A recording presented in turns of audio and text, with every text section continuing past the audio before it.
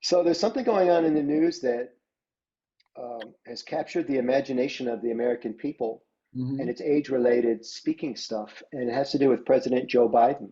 Yes, it does. Now, people will be watching this video years on and Hmm. be interested in the time frame here. It's 2024, everybody. It's an election year, and President Biden is now I think the oldest person ever to be president, and he would certainly be the oldest if he gets elected. Correct. And he's not showing well when he speaks. He's tended to be forgetful. By the way, the other candidate, Donald Trump, has the same issues, but not as bad. And of course, the big failing that everybody's talking about is the debate, which was a disaster. He just fell apart Hmm. numerous times. And All we were all throughout. just mortified watching this, that. It was painful. And what's really interesting, he might even still be a good president, but he didn't show well. Then you get really concerned maybe he can't be a good president.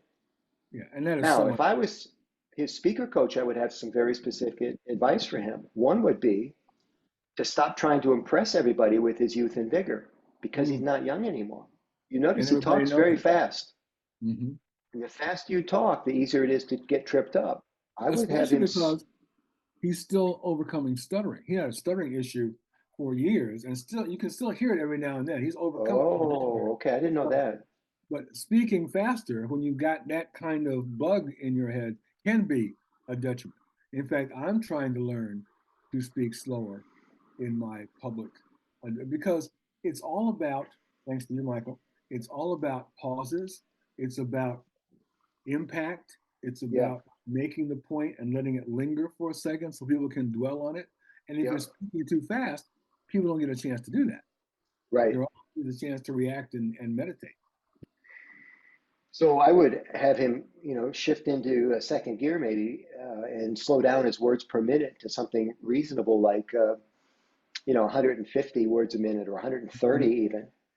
Especially in a debate where somebody's coming at you like a fire hose, you want to contrast that with thoughtful, measured tones. You Mm. don't want to try to outbully a bully. That's true. The And that's second thing I would suggest is to stop numbering your little dissertation because somebody will ask him a question and he'll say, "Well, number one." ah, Well, as soon as you say number one, you better come up with a number two. you got that right. And there's a very famous video of Rick Perry from Texas running for president. And in a debate, he says, there are three agencies I would do away with when I become president. I Number remember that. one, number two, oh, and what's the third one? And it Right. became And he like a couldn't Saturday remember. Night Live skit. Uh, people on stage are trying to guess the third one with him. It was so Which, funny. which you And he don't dropped want if out you're of, the president again. Yeah, that would do it. he dropped out of the race days after that. Not maybe because of that exclusively, but that was That didn't not a help. good showing.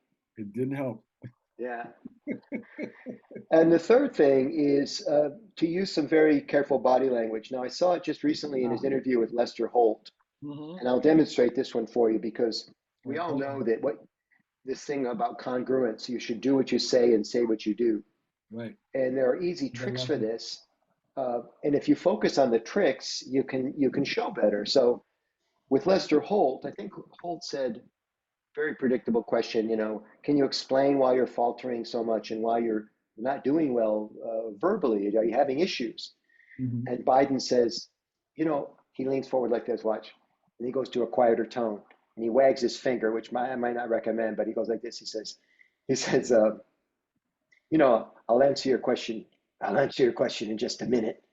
Before I do, why hasn't anybody asked about the 78 lies that Donald Hmm. Trump told in the debate? Why hasn't anybody asked that? Right. And then when he leans back again, you watch the video, he loses his superpower and he starts faltering again.